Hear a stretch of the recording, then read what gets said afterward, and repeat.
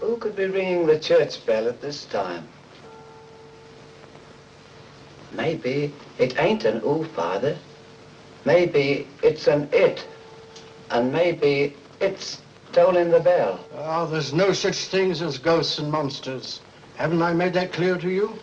Something tore the throats out of Charlie Rousseau's sheep, and that something didn't leave any tracks. Andy Trent here saw a weird glow moving across the marshes last night, and this morning he found 2 of his sheep dead. Their throats torn open. Maybe the same thing that killed Andy's sheep is tolling the bell. I was on my way just now to deliver a special letter at Penrose Manor when a strange light appeared on the road before me, then moved quickly across the marshes and faded into the mist. I turned the cart around and hurried back here. It's not real. First the light, and now the bell. There's a very sound and logical reason for the bell tolling at this time, and I'm going to find out what it is. You can drive me to the church pots. The letter can wait. No hurry. Nothing will harm you if you're with the priest. Is that true, Father? Ah, what you need is more faith and less imagination. Come along.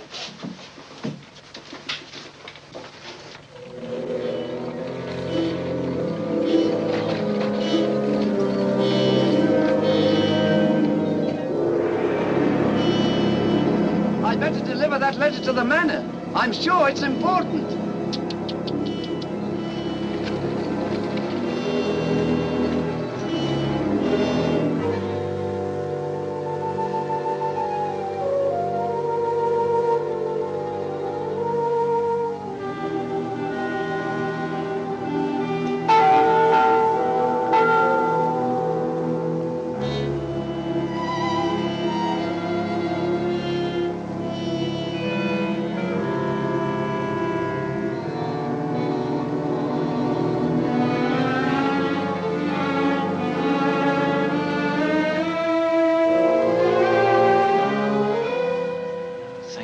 That bell has stopped.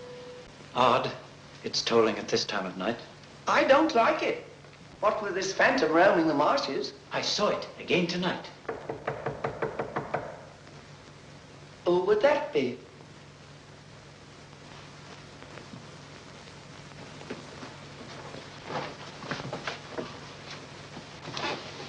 Where's Lord Penrose? He's gone to Quebec. Get him on the phone immediately. What's happened, Father? Lady Penrose, dead, clutching the bell rope, calling for help. It was dreadful. Her ladyship. Call Sergeant Thompson at the police station. Ask him to come to the church immediately. Come with me, Potts. I'll need you. Yes, Father.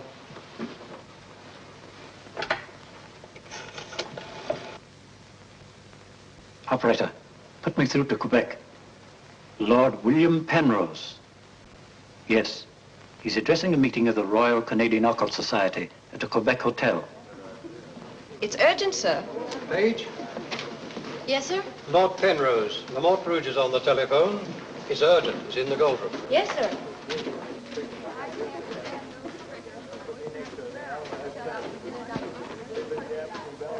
Gentlemen, as you know, the greatest obstacle in proving the authenticity of the occult lies in finding facts. However, if the facts are there, even the most hardened skeptic, provided he has an open mind, must finally acknowledge the actual existence of the supernatural. Do you admit that, Mr. Holmes? Facts are always convincing, Lord Penrose. It's the conclusions drawn from facts that are frequently in error. Yes, in the case of the Hound of the Baskervilles, as well as in the adventure of the Sussex Vampire, we found Watson, please. Oh, sorry. Well, gentlemen, this time I have facts. Cold facts. Many years ago, 100 to be exact, an apparition appeared at night in the village now called La Mort Rouge. The following morning, 3 people were found dead, their throats torn out, hence the town's rather grim name. Interesting, yes. But facts? No. I hardly think the tales of superstitious peasants can be considered... I haven't finished, Mr. Holmes. La Mort Rouge has again been the scene of these strange and unexplainable occurrences. Unexplainable, that is, from your point of view. Several of our most responsible citizens have actually seen the strange apparition on the marshes at night. And next morning, sheep were discovered... with their throats torn out and no traces of the killer anywhere to be found. Oh, you read about it in the papers. Oh, as a matter of fact, I haven't. It was merely a deduction. A rather obvious one, I'm afraid. Deductions are a weakness of mine, as Dr. Watson can tell you. Would you believe it? Holmes could... Well, those are facts, Mr. Holmes. Ignore them if you can. But it's very urgent, sir. Okay, well, go ahead. Thank you. I never ignore facts, Lord Penrose. And I have no doubt that the incident of the sheep with their throats torn out is unquestionably a fact. However, the interpretation of this fact as being final proof of the existence of the supernatural is merely supposition, and therefore cannot be accepted without further data. Your opinions, Mr. Holmes, are undoubtedly the result of your inability to cope with something beyond the realm of your comprehension. Myself, man, this is... I'm sorry, John, but this ridiculous skepticism... Yes, what is it, my boy? La Mort Rouge on the telephone, sir. Very urgent, my lord. Excuse me, gentlemen.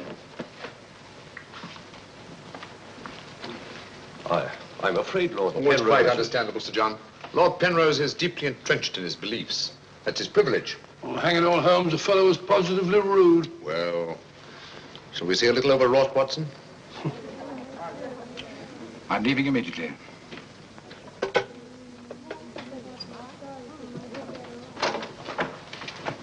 Order my card, Watson. Hurry. Yes, sir.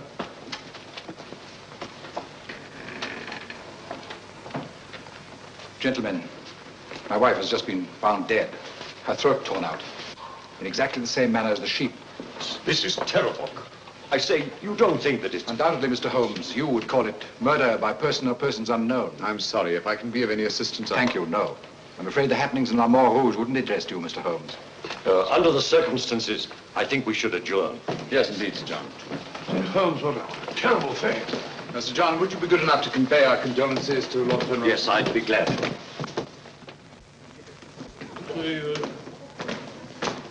Can't we get something to eat before we leave? We don't often get food like you do here. Don't you ever think of anything else besides your stomach? No, not often. I gotta get a paper. Morning. Good morning, sir. I imagine you'll be glad to get back to London, Mr. Holmes. Yes, indeed. Oh, by the way, there's a letter for you, sir. Thank you. Oh, here's something about Lady Penrose. She was found in the church with her throat horribly cut.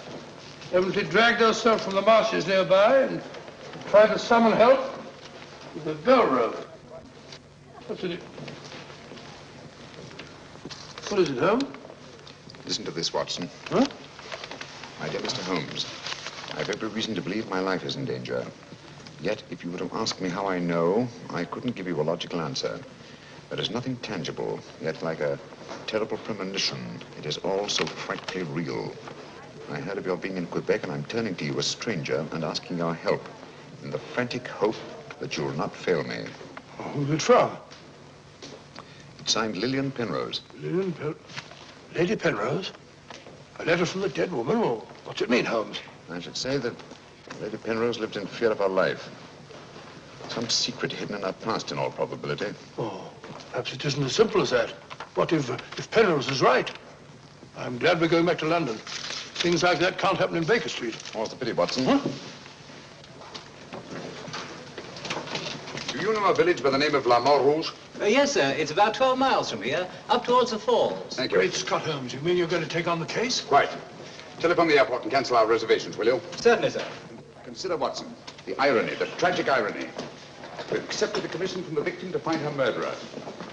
For the first time, we've been retained by a corpse.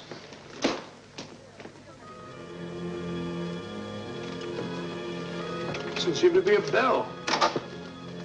Never mind, come along. Do you think we should?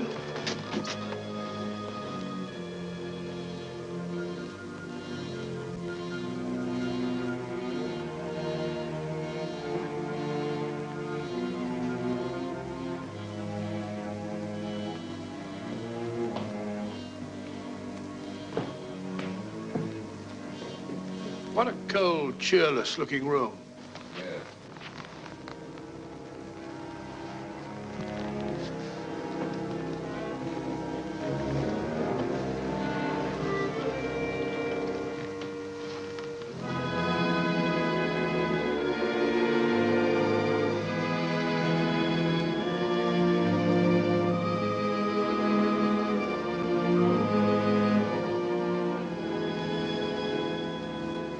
What do you want?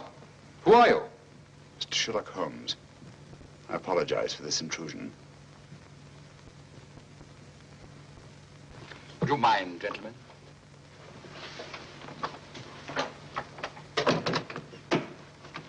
Mr. Holmes, is it your custom to burst into people's houses without ringing the bell? We couldn't find the bell, sir. If you've come here to use the death of my wife to prove your theories, I must ask you to leave. Penrose. I received this letter from Lady Penrose this morning.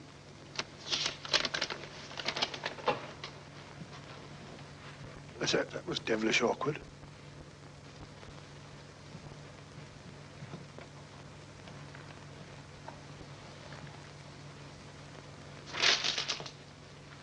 I'm afraid you're a little late, Mr. Holmes. My wife's dead.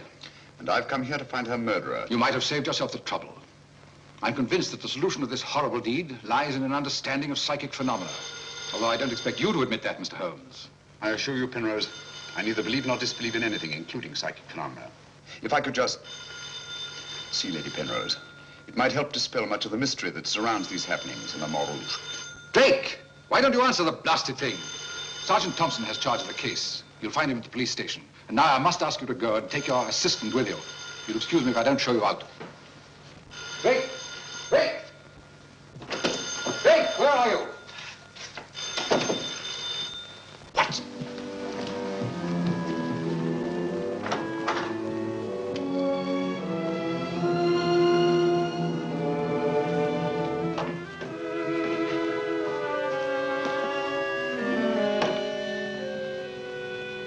I've seen it before. Right, Watson, you have. Yes, but where? Never mind that now. You must examine the wound before Penrose returns and has us thrown out of the house. Clumsy job. Just missed the jugular vein. It must have bled to death. And it bled for several hours, eh? Possibly more. Long enough for Penrose to leave Mort Rouge and reach Quebec in time for the meeting? Holmes, you don't suspect I Penrose? suspect nobody, Watson. I was just asking a question. I beg your pardon, gentlemen.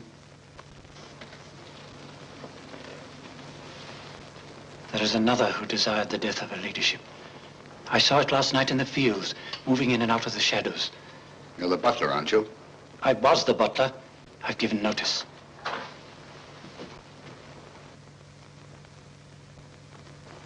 Drake! Get out. Get out of this.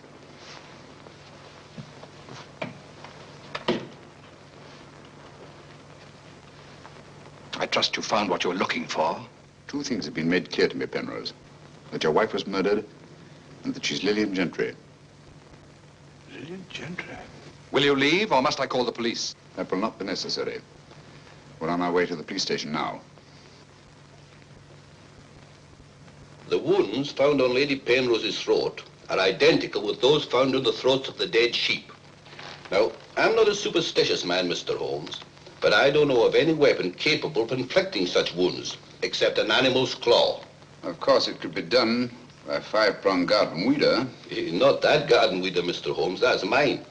I use it to weed the garden at the back of the jail. I'm inclined to agree with the Sergeant, Holmes. A weapon such as that would have severed the jugular vein, and death would have followed immediately. Lady Penrose lived long enough to drag herself to the church and toll the bell in a frantic effort to call for help. Yes, I know all about that. But there must be some logical motive instead of all these goblins and monsters. Sergeant, have you ever heard of Lillian Gentry? No, I can't say that I have, Mr. Holmes. She was a famous actress who came to America some time ago. She appeared for many years in the United States and Canada. Then suddenly she disappeared. Her disappearance was never explained, and she was soon forgotten. But what's the connection between Lillian Gentry's disappearance and the death of Lady Penrose? Lillian Gentry and Lady Penrose are one and the same person. The same person? Precisely. One more question, Sergeant. Do your files show anyone with a prison record living in Mort Rouge? No, Mr. Holmes. The only person having any connection with a prison is Emile Journet. He came here 2 years ago with his daughter and bought the hotel. He was a guard at Talon Prison. Thank you, Sergeant. I hear there are a lot of prairie chicken in these parts. I'd like to have a bag of them someday. I think that can be arranged, though. Yes, we can stop over to farmyard and you can shoot all the chickens you want. That's all very funny, Holmes. Here you are, old fellow. We're going to engage rooms at Monsieur Journet's hotel. Landlord! I say landlord! Place seems deserted. Won't be for long if you billow like that. Landlord! Oh, sorry, Holmes. Got to try and make summer. Yes, monsieur? My dear, have you got a room for us?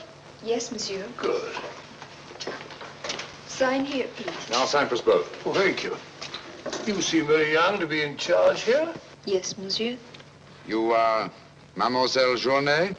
Marie's your name, monsieur. My dear, you've been crying. Why? Papa's going away. Oh, come now. Is that such a tragedy? Did you cry if your papa were going away, Watson? I don't believe so.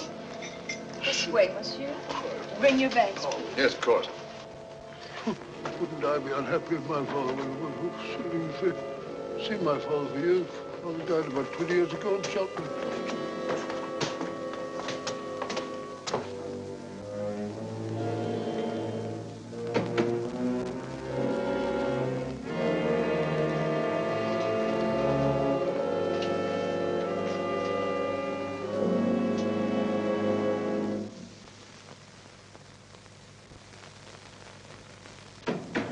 Some talk of Alexander and some of Hercules, of Victor and Lysander, such great names as these. Bills.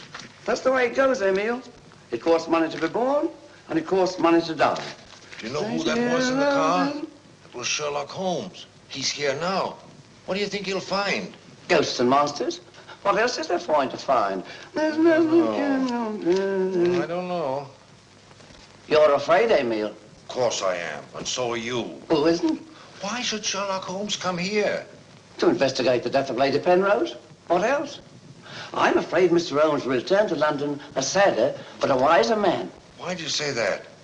Well, you can't arrest ghosts and monsters, can you now? Well, I'm on my way. The mail must be delivered.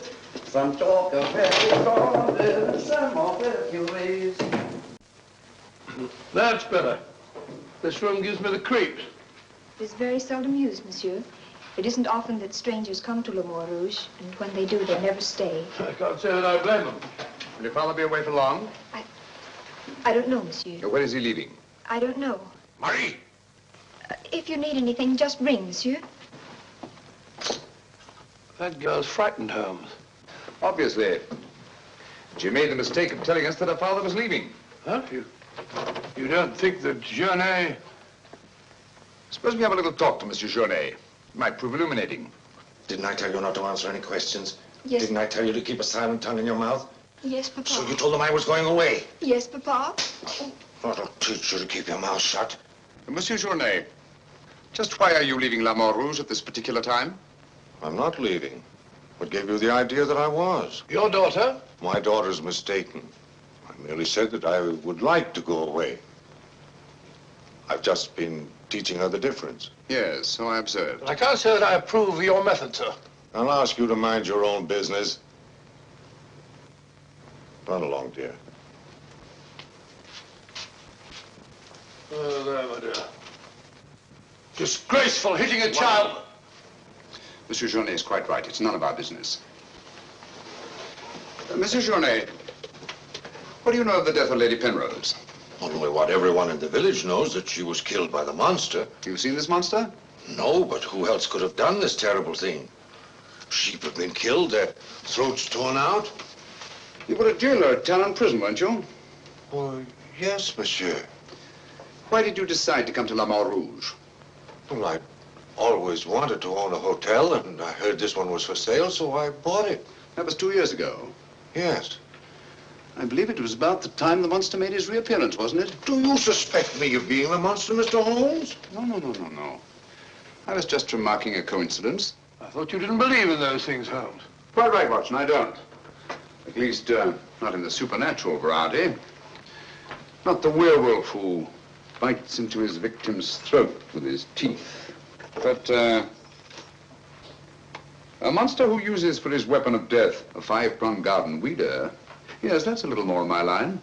I don't know what you mean. I mean that this monster's been recreated and used as a screen behind which to commit a horrible crime.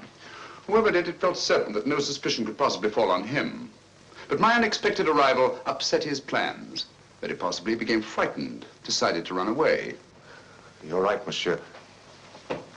I was running away. But not for the reason you think, but in fear of my life. And who would want to kill you? I don't know. It's like some terrible premonition. But it's so real. The very word, it's in Lady Penrose's letter. Yes. That still doesn't explain this garden weeder. I swear to you, I know nothing about its being here. Haven't we better send for that fellow, Sergeant Thompson? No, Watson, that won't be necessary. Monsieur Journet knows as well as we do that you can't run away from yourself. Oh, would you be so good as to return this to Sergeant Thompson, monsieur? I took it away quite by accident.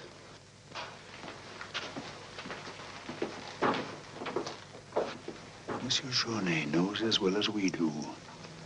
You can't run away from yourself. This fellow Journet seems a very frightened chap. Do you think he'll have any connection with Lady Penrose's murder? Time will tell us many things, Watson. And now, my dear fellow, there's something you can do for me, if you will. Anything, Holmes? I knew I could rely on you. I want you to mingle with the people in the cafe tonight. Find out all you can and keep a particularly sharp eye on Journet. Does he sort of take over the case? That's right, old boy. I want to get a good night's rest before starting out again in the morning. Oh, and incidentally, make yourself as inconspicuous as possible, will you? Inconspicuous? You can depend on me.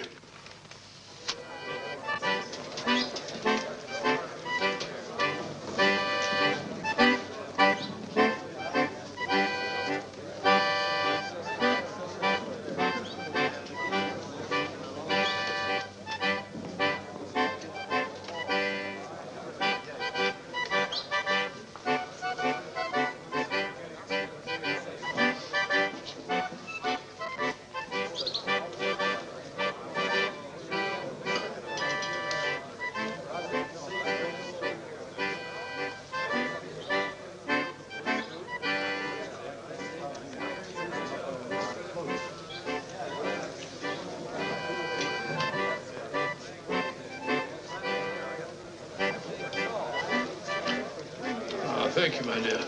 I'm glad to see that the tears are all gone. Are you feeling better? Thanks to you and Mr. Holmes, Papa's not going away. Not going away? Oh, good.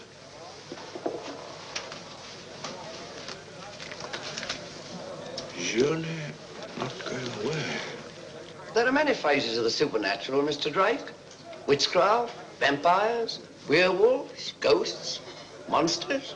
You'll find them all in the history of crime. So I say to myself, Potts, this is the handiwork of the supernatural. I gather that your name is Potts, that you're interested in the detection of crime. Allow me to introduce myself. My name's Watson, Dr. Watson of 221B Baker Street, London, England. How do you do, sir? Here's the crime. Bigger and better crime. I deduce, my good man, that you're somewhat drunk. Yeah. Sharp he is, sharp as a tack, and just as flat-headed. You might also deduce that I'm leaving this place. Getting out. As soon as the bus I'm waiting for hoots its hooter. I believe they say honks its hooter in these parts. Hoots to me, honk to you. Hoot, hoot. My dear fellow, I don't care two hoots whether it's hoot or honk.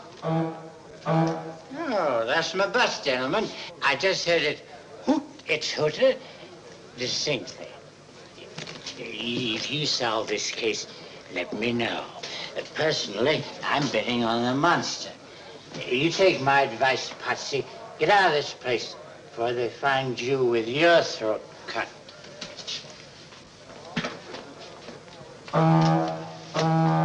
Hoots! It's hooter.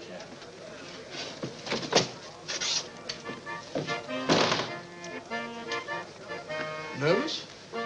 Well, the thought of having your throat torn out by some monster isn't likely to make you very gay, Dr. Watson. No, indeed. Some of Monsieur Journet's excellent wine will soon remedy that. Marie, would you bring a bottle of this excellent wine for my friend here? Yes, monsieur. Mr. Potts, as a student of the occult, supposing you give me your theory of this murder. You like this wine? Oh, but Dr. Watson, I never drink anything stronger than milk. Teetotaler? No, hiccups. Every time I drink alcohol, I have hiccups. Sorry.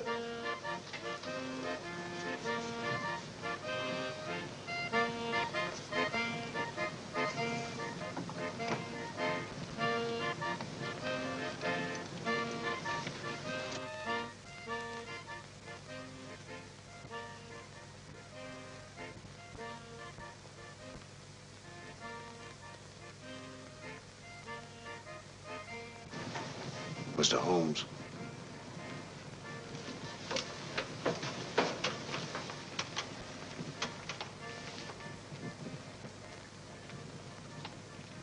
Mr. Holmes.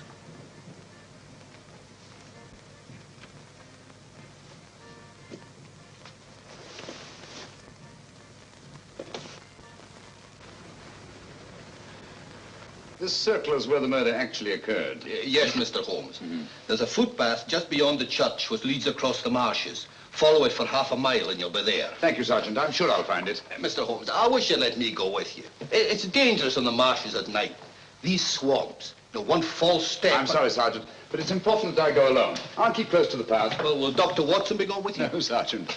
I asked him to do some research work of his own, and by now he's probably magnificently involved. Good night. Good night, Mr. Holmes. But according to your theory, Dr. Watson, everyone in the village is under suspicion. Pardon me. It's quite all right. Oh, thank you. Murder is a very interesting study, gentlemen. I well recall a short story by that brilliant author, G.K. Chesterton, in which the murder is committed by a postman. I refer, of course, to The Invisible Man, a brilliant bit of deduction on the part of Father Brown. I'm a postman. Precisely why I mentioned it, to illustrate the absurdity of assuming because one man in a postman's uniform is a murderer, any other man in the same uniform should be suspected. Thanks. Had me worried for a minute. Oh, filthy, flabby-dab. A child can see that this ridiculous monster has got you all afraid of your own shadow. I saw Lady Penrose. I wouldn't like it to happen to me. I'll be getting on. I'm going with you. Good night, Doctor. Good night. It's right all right.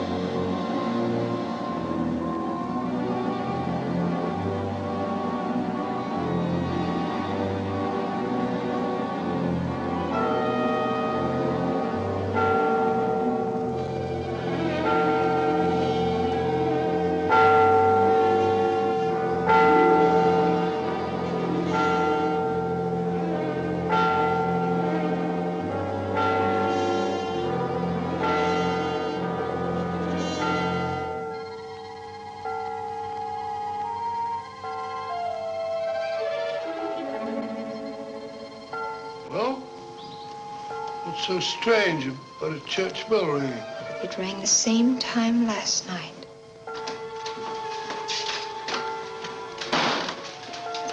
Excuse me, Dr. Watson. Can you tell me if Mr. Holmes is armed? Armed, my dear fellow? Why should he be? He's gone to bed. You're wrong, Doctor. He went out in the marshes alone. I tried to go with him, but he refused. But great Scott, if he runs into this monster and he's by himself, he'll get killed.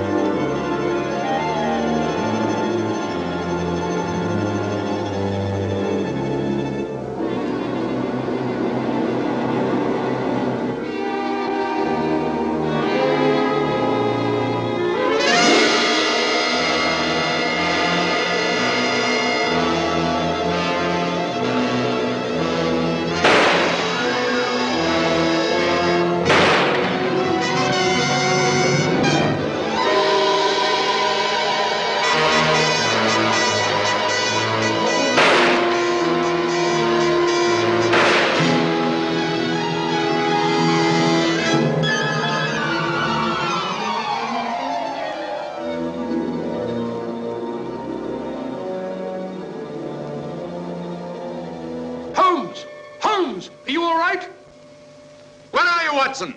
Here I am. Over here, Holmes. Watson, where are you? I'm in the bog. Oh, good gracious. Come here. Your instructions were to mingle with the people and stay in the cafe. Sergeant Thompson said you were out here alone, so I thought you might need help. Yes, so you proceeded to fall in the bog, eh? Fall? I was pushed into the blasted thing. Pushed by the most ghastly apparition. Came at me like a roaring furnace, with spitting fire in all directions. Before I could get my revolver, the thing was upon me. The next thing I knew, I was in the bog. Are you all right, Mr. Holmes? I heard shots. Yes, I'm all right, but Dr. Watson here seems to have encountered the monster. He has? Come on, old fella. We'd better get you out of these wet clothes and into a hot tub before you catch a death of cold.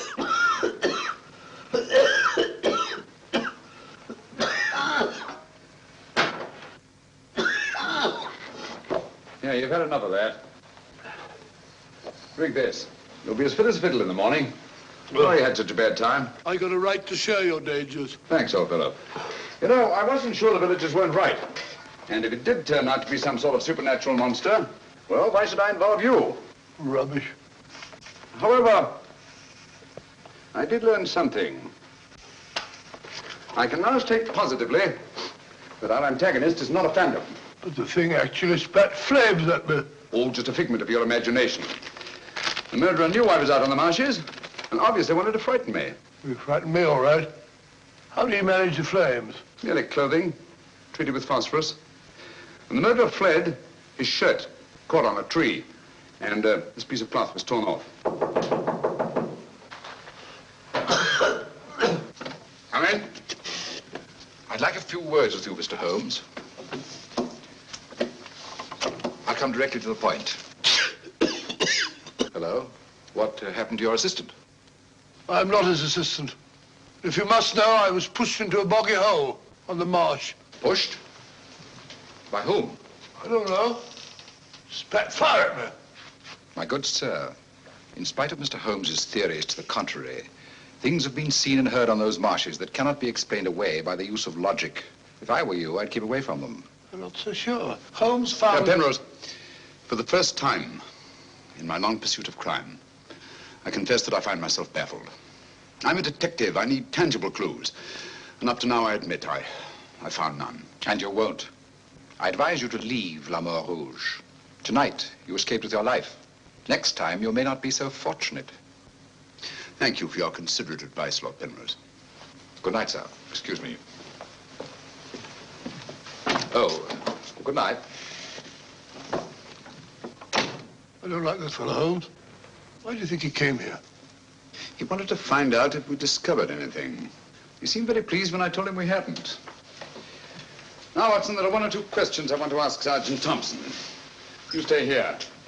I have a vitally important job for you. Anything, Holmes? What do you want me to do? Go to bed. Yes, it's cotton fabric. Here, take a look. That discoloration. The purple ink must have been spelt on it. Possibly. I should say this cloth was red with blue lines. Probably large checks. Yes, it seems to have been laundered a good many times.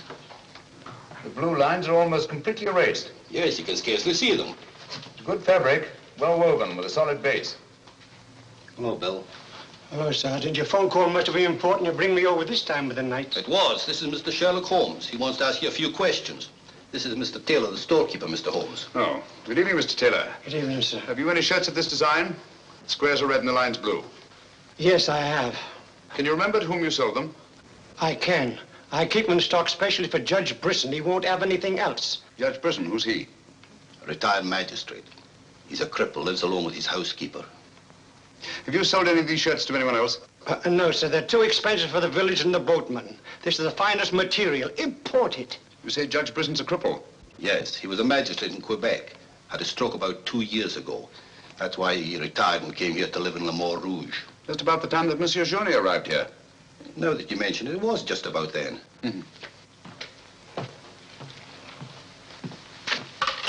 Hello, operator? Give me Judge Brisson's home, will you? Thank you.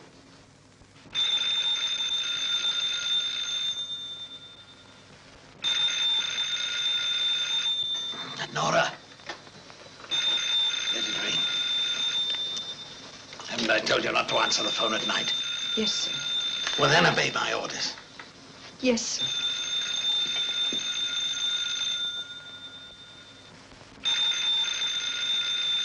sir. No answer. Where'd you live? On the Marsh Road. But I don't advise you to go there after dark, Mr. Holmes. The place is a fortress and guarded by a savage dog. I think Dr. Watson and I will have to pay Judge Brisson a visit in the morning. Good night, gentlemen. Good night, Mr. Holmes.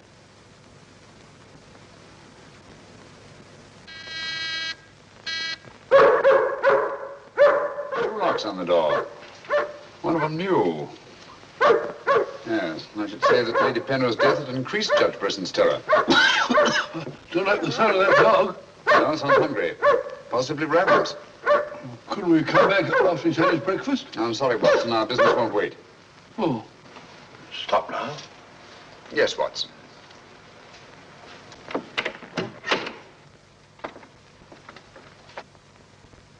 Good Fido. Good Fido. Good Monty. Good Winnie. Who is it? Sherlock Holmes and Dr. Watson. I telephoned Judge Brisson we were coming. You can't come in. He's given orders no one is to be admitted. You wouldn't want Judge Brisson's death on your hands, would you? No, sir.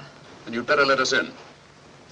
I'll probably lose my job for this. Not after we've talked to Judge Brisson. My good woman, you keep an eye on that dog. Oh, don't worry, Watson. You know as well as I do. The dog won't touch you if you're with its master or mistress. Well, you know it and I know it. You're quite sure the dog knows it. Good dog. Happy dog. Nice, Winnie. Good, Good, Winnie.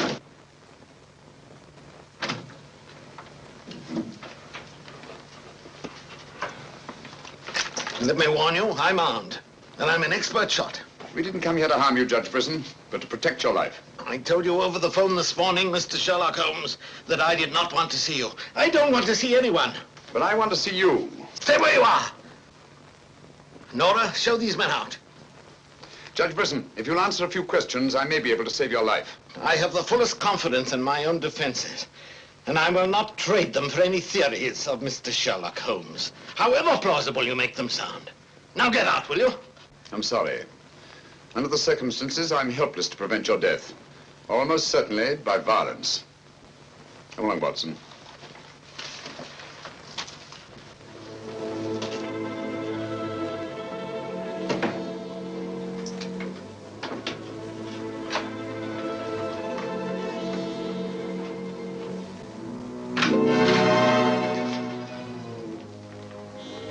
Pardon me. May I trouble you with that envelope? I must have dropped it.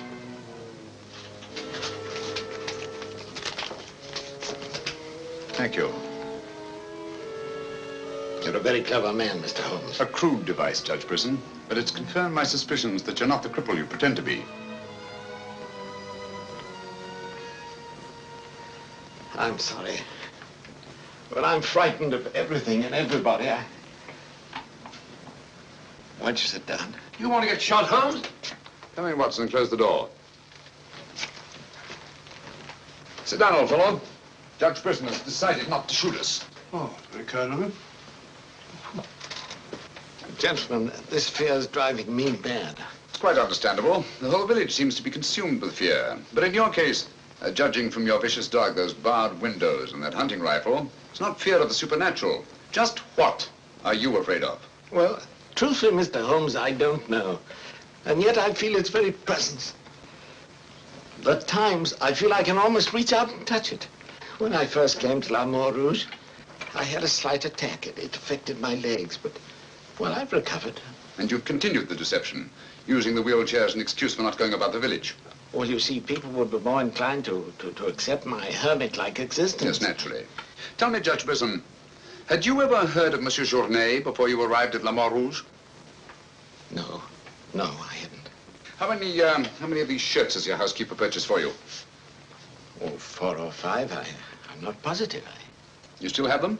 Well, 1 or 2 became badly worn, and I told my housekeeper to give them to a man who was doing some work for me at that time. Can you describe him? No, I'm afraid I can't.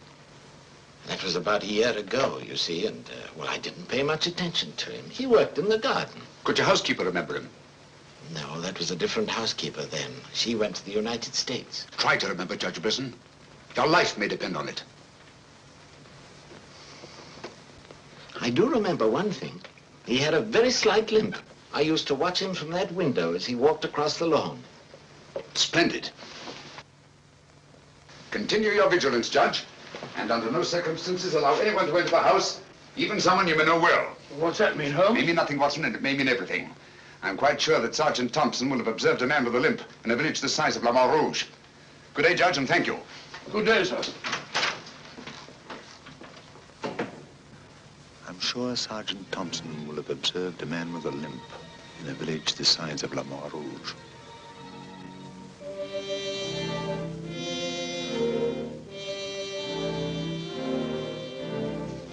This is what's left of the Delaport Hotel, Mr. Holmes. Dana sleeps here when he's in Mort Rouge. Spooky old place. The villagers call it the ghost house. It's been deserted for years.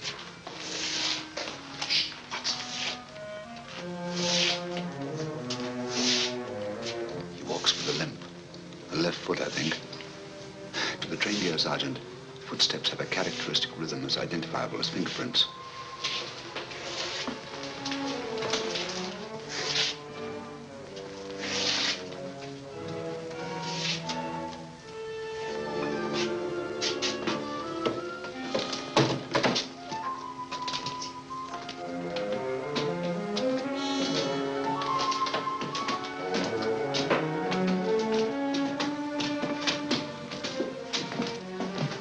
What do you want?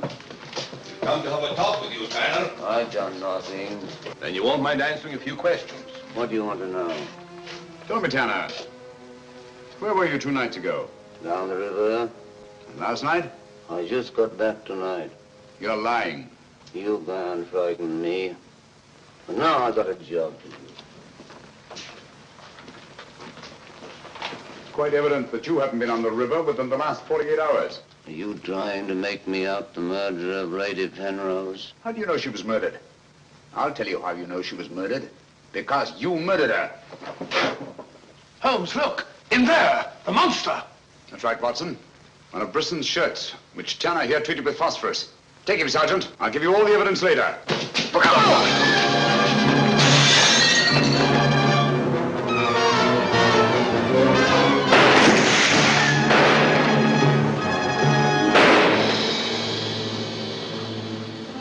You got him, Sergeant. I'm sure of it. Come on.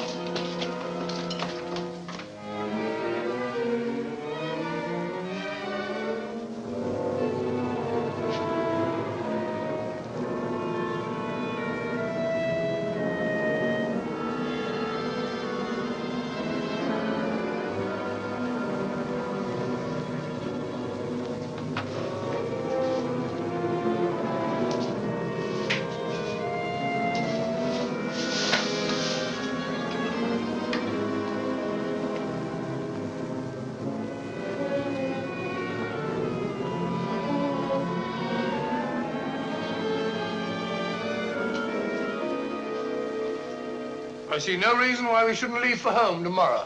So much for tomorrow. But for tonight, what do you make of this, Watson? I found it in Tanner's room. Just a photograph? That's right, old boy, just a photograph. You notice anything else about it? Part of it's missing. Bravo, Watson. Now, if we can find the missing half, notice the discoloration of the torn edge, faded signature. The upper half was torn off sometime within the last year, I should say. Well, why all this fuss about an old photograph? Watson, have you ever stopped to think that the science of detection is very much like stringing a handful of beads? I can't say I have. Well, it is. And in this particular case, you might say that I have 5 beads. Journée, Brisson, Tanner, Lord and Lady Penrose. So far, I haven't had any thread to string them together. This, gentlemen, is our thread. And I think I shall start with Lady Penrose. But Lady Penrose is dead. The dead can tell us many things, Sergeant. You and Dr. Watson remain here at the hotel. I'll meet you later. I'm sure you got Tanner, Sergeant. But Mr. Holmes is never satisfied with a dead criminal. He has to sit in on the post-mortem. Come along. Let's go downstairs and celebrate the death of the monster. That's a good idea, Doctor.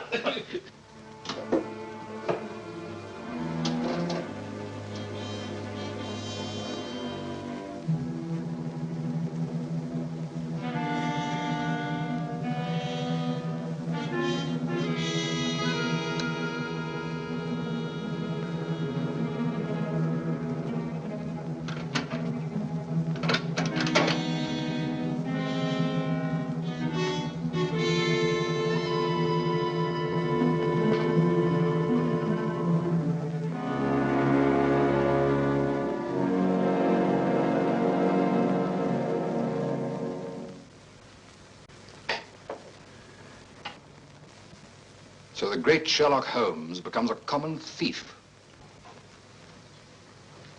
You realize, of course, that I might have shot you. I knew that you'd refuse to see me, so naturally I had to take that chance. Tell me, who is Alistair Ramson? What has he to do with your being here? Perhaps this will explain. Found the lower half in a room occupied by a boatman named Tanner. The upper half was in Lady Penrose's safety box. Alistair Ramson murdered a fellow actor in my wife's company. He was sentenced to life imprisonment. The whole thing was a great shock to her. So she retired from the stage and you married her shortly after? Yes. Where and when was this murder committed? In Quebec, 5 years ago. Ramson was shot 3 years later trying to escape from Talon prison. His body disappeared in the St. Lawrence. Was it ever recovered? I don't believe so. Penrose, Alistair Ramson and Tanner are one and the same person. What? It was he who sent the upper half of that photograph to your wife as a warning. What could my wife have in common with a murderer? Yet he killed her. He killed her? Yes. The monster was none other than Tanner himself. We found a shirt impregnated with phosphorus in his room. Tonight, when we faced him with the evidence of his crime, he bolted and jumped out of the window into the river. Sergeant Thompson fired a couple of shots at him. He's dead? In a way, yes. I don't understand. Tanner is dead only because he was discovered, and have therefore outlived his usefulness to his creator. But I'm afraid that Alistair Ramson, the actor, who created and played the part of Tanner, is very much alive. But surely, now that you know who the murderer is, the police... It's not quite as simple as that. During the time he's lived here, Ramson has undoubtedly established another character for himself, perhaps several others, who are by now familiar to the people of the town of Mort Rouge and quite above suspicion. He could be almost anyone in the village. He may even have been your butler, Drake. This is fantastic. Yes. Yet Lady Penrose's death is only the beginning. There's no saying where this madman will strike next. Tell me, is there anyone else in Mort Rouge who may have been connected in any way with the case of Alistair Ramson? Judge Brisson was the magistrate who tried and sentenced him.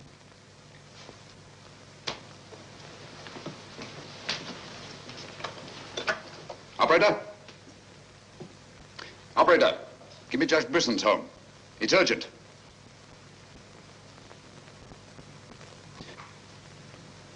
Judge Brisson, this is Sherlock Holmes. Oh, yes, Mr. Holmes. Oh, I'm quite all right, thank you. I've chained up the dog, as you asked. As I asked?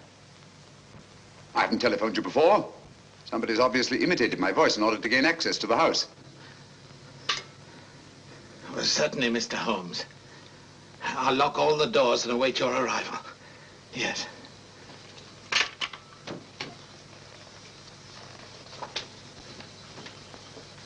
Nora! Nora! If I can be of any assistance, Mr. Holmes. Thank you, but I'm afraid. You think Judge Brisson's life's in danger? I only hope I'm in time to prevent a second murder.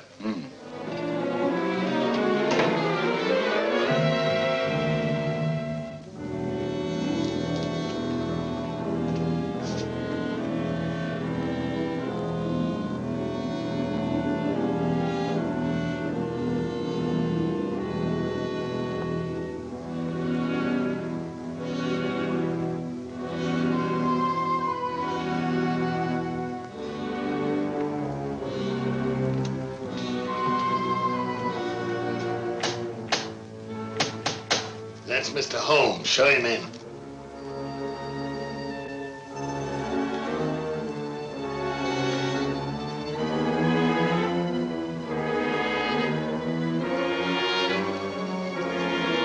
Hurry up, hurry up.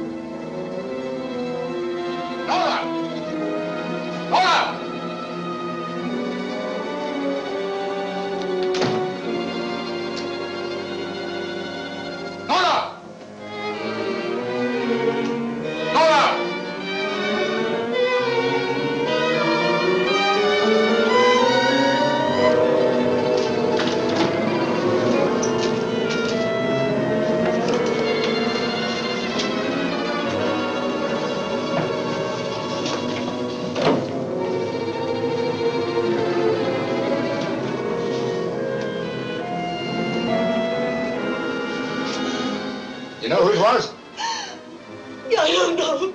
I don't know.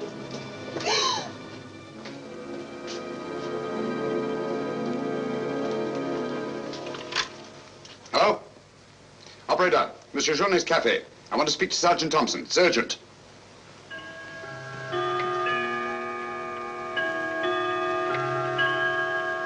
Sergeant Thompson, this is Sherlock Holmes. I'm at Judge Brisson's. He's been murdered. Judge Brisson's been murdered. Judge Brisson? The murderer gained access to the house, gagged and bound the housekeeper, then disguised as Nora, murdered Judge Brisson. I'm returning to the old Delaporte Hotel on the chance that he'll go there to change his clothes and assume another disguise. Ask Dr. Watson to meet me there as quickly as he can, will you? You'd better come here at once and take charge. Right.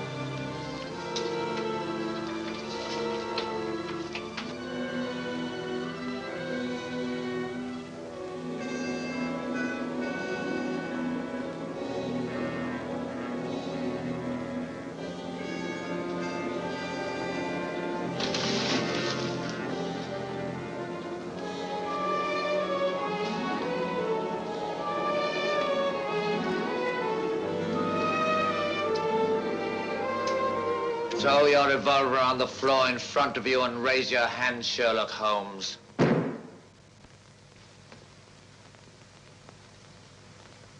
I should have thought you would have felt more at home in the spotlight. I see you finally identified me. Yeah, Jack Tanner and Nora the housekeeper were brilliant. You should really take a bow. It's too bad you appeared on the scene when you did, and I had to ring down the curtain on the monster. Your recreation of the monster of Mort Rouge as a means of murder must have given you great satisfaction. Why did you kill Lady Penrose? I see no reason why I shouldn't tell you. I couldn't bear the thought of another man possessing her. And Judge Brisson? During the trial, I grew to hate him. And when he sentenced me to prison, I vowed that someday I would escape and kill him. I see. Obviously, you planned still another murder. Otherwise, you'd have returned to the safety of your first disguise and defied me to find you. You're right. I am. There were 3 people in my life who had no right to live. 2 have already died. The 3rd remains. Tonight, I shall kill him. Mr. Holmes, I've always had the greatest admiration for your talents. Thank you. Your performance in this case has also been brilliant. So brilliant that I'm afraid I'm going to have to ring down the curtain on it a bit prematurely. Mr. Ramson, we are artists in our fashion, not creatures skulking in alleys. If our positions were reversed, I shouldn't think of sending you to your death. Lacking a few stray pieces of the puzzle? What do you want to know? The name of the 3rd person. I have no objection. If there is a hereafter, which I doubt, you and he will meet very soon, Mr. Holmes. The name of the 3rd person is...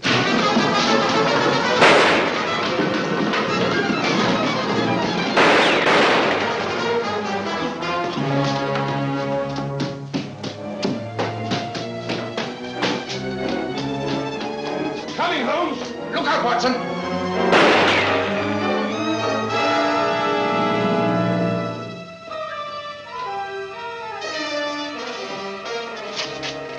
All right, Watson. Where is he, Holmes? He's gone. Thank heavens you're safe. Thank heaven you came and you did. There it is, Watson. Look out.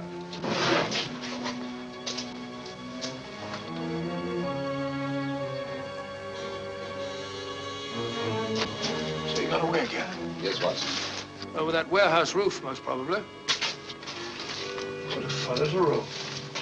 Yes.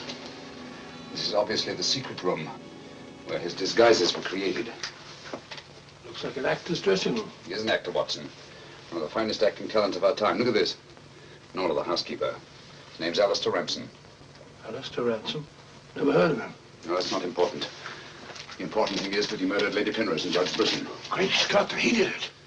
Yes, Watson. This Ramson is a paranoiac. But his orgy of crime is not complete. There's still another. I was just about to learn his name when you so conveniently fell down the stairs. Oh, sorry, old chap. You needn't be, old boy. You saved my life. Look at this, Watson. Tanner. Tanner? Where do you think he'll strike next? Obviously, Journet is to be his 3rd victim. Journet? Yes, Watson. As in the cases of Lady Penrose and Judge Brisson, Journet also felt his presence. But in each case, it was vague and unexplainable. Well, what connection can he have with Judge Brisson or Lady Penrose? Journet was a guard at Talon Prison, where Alistair Ramson was confined. He's the 3rd person against whom the murderer holds a grievance. Now he's disappeared. Journet disappeared? Well, so Marie told us in the cafe? Watson, Journet's disappearance can mean only one thing. He's in hiding. Our job is to find him before Ransom does. Journet is the only man who can lead us to the murderer. We'd better have a talk with little Marie. Raise your voice and sing along, sing till the echo ring. Don't ever let a single soul worry about anything. Find what you make it so you can make it what you will. Never be weary, ever be cheery. Hello, Potts. Have you seen Marie? No. Have you seen her? Can't say I have.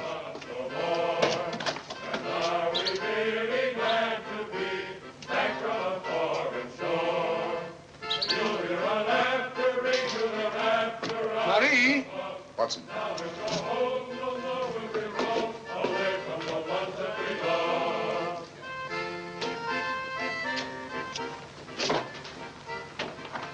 What is it, Holmes? I'm afraid we're too late. Marie.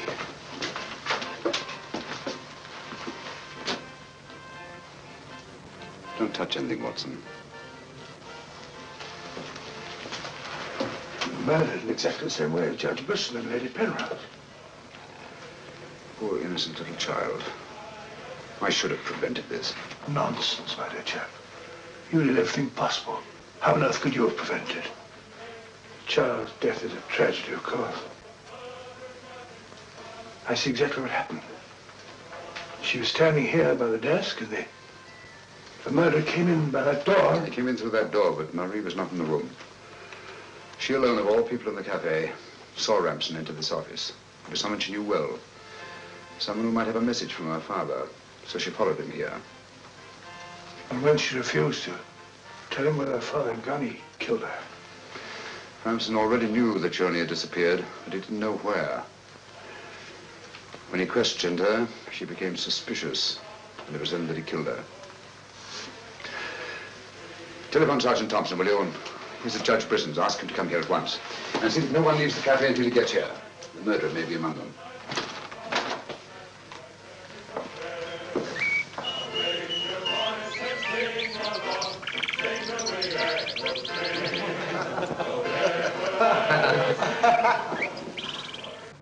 What could have happened to Holmes? He's been away all day. It's very unfair of him keeping me in suspense like this. He knows how worried I become. He continues to do it, and do you know why? He actually enjoys making me miserable. Half a mo.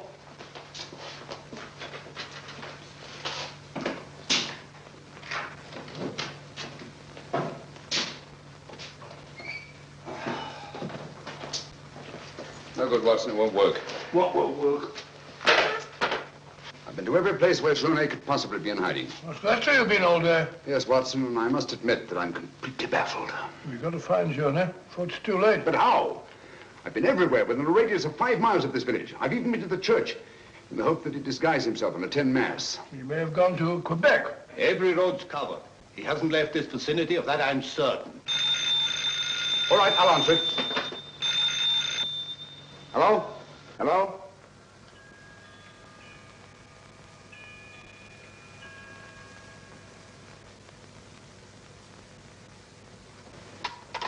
Who was it, Holmes? Watson, get your hat and coat. You're very rude, Holmes. You leave me all day long with that very dull inspector. I ask you a perfect polite question, and all you say is, Watson, get your hat and coat. We're going to find Journey. Sergeant, you wait here till I call. Watson, do this. Watson, do that. Watson, get your hat and coat. Watson, speak up. Watson, Brisson's house. Watson, this, Watson. It's my opinion that Judge Brisson's house is the last place that you'll find Journey. Put yourself in Journey's position, Watson. Where's the most likely place that Ramson would look for you? Certainly not in the very house in which he's just killed one of his victims.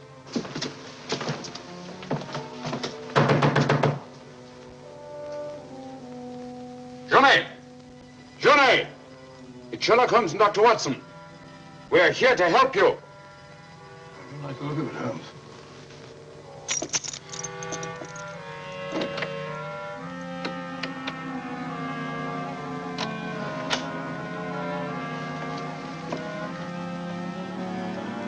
Holmes! Holmes! Where are you? Here I am, Watson.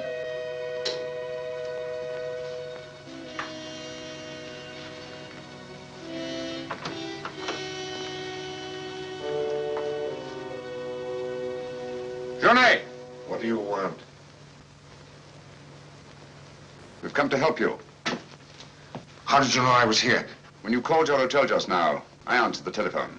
The chimes of Brisson's clock here merely confirmed what I already knew. You must return with me to the cafe at once. I'm not leaving this house.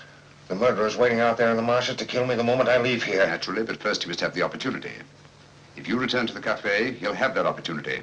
It's the only way we have to apprehend the murderer. What if I refuse? Journey, what I have to say to you is not going to be easy. Marie... What? Murdered. Now you know why you must return. This fiend must be brought to justice. Justice? This monster kills my poor innocent child, and you talk of bringing him to justice. Will that compensate me for the death of Marie? If it's the last thing I do, I'll kill him with my own hands. Can't take the law into your own hands. Once you've returned to the hotel, he'll make an attempt on your life. Then we'll get him. How will we know who he is? We already know. It's his disguise that we haven't penetrated. Who is he? Alistair Ramson. Recognize the name? He attempted to escape from Talon prison when I was a guard there. Journey, if you don't want to remain in hiding for the rest of your life, you must return to the hotel and help me to put an end to this monster for all time. Come. Let's go. Good.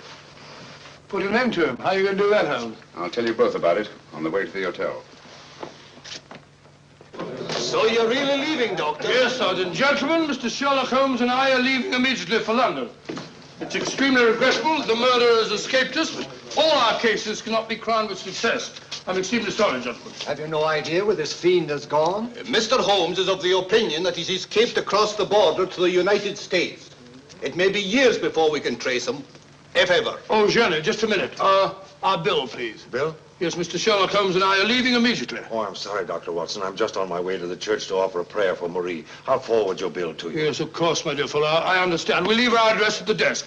Goodbye, Mr. Potts. It's been a great pleasure knowing a man of your intelligence. Thank you, Dr. Watson. It has been most stimulating talking to one of your vast experience. Oh, thank you. Let's hope that we shall meet again someday and continue our little chats on crime. It would be most exciting. Oh, by the way, Mr. Holmes would like to see you for a minute in his room. Yes. I'll show you where it is. It's the second room on the right up there. Thanks. Emile, it's me. But, do you mind if I walk part of the way with you? It's a bit frightening out here. It's these marshes.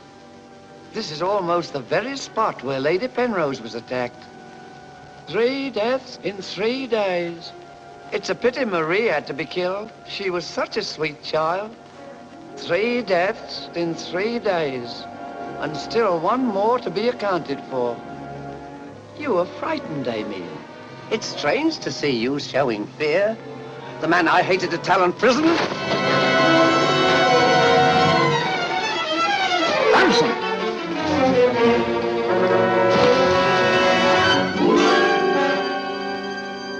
Sherlock Holmes.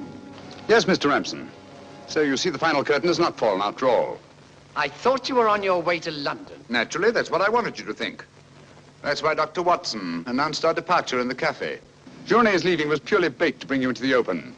I merely replaced Journey once he was outside on the street. May I say, Mr. Ramson, that your disguise as a postman was a masterpiece of ingenuity. Your very choice of the role put you above suspicion. It was quite easy. I simply disposed of the real Mr. Potts after he had passed his civil service examination and had been assigned to Mort Rouge.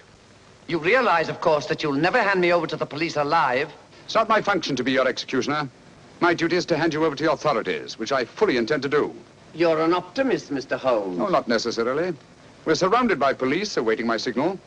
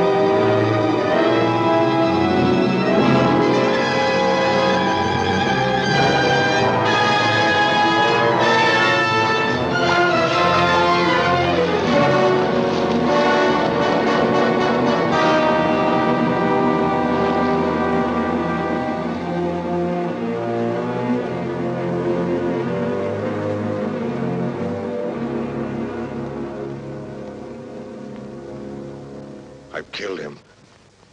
With this. Ransom's instrument of death has been his own executioner. Well, gentlemen, our search for the monster has ended where it began, on the marshes. Eh, Watson? Watson, where are you? Why isn't he here? He was with us a minute ago. Watson! Here I am, Holmes. Where are you? I've fallen in another hole.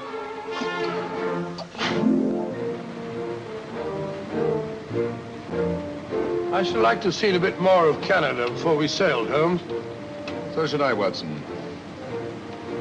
Canada.